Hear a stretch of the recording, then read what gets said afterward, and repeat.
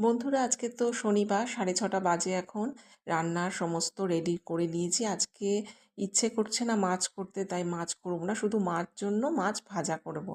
আর আমাদের জন্য ডিমের মামলেট করব ভাবছি। আজকে নীলাদ্রি তো অফিসে যাবে একটু দেরি করে, এখন বাজারে চলে গেছে।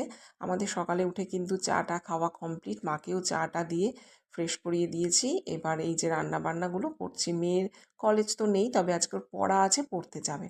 এই দেখো আজকে কি কি রান্না করেছি, ডিমের মামলেট, আর হচ্ছে এখানে সিম ভাজা, আলু পোস্ত, আলু ফুলকপির তরকারি, আর টমেটো দিয়ে মুসুর ডাল। ডিম একটাই করেছি নীলাদ্রির জন্য, আমাদেরটা দুপুরবেলা করব। এখানে আজকে ব্রেকফাস্টে রয়েছে রুটি, তড়কা, আর হচ্ছে বোঁদে।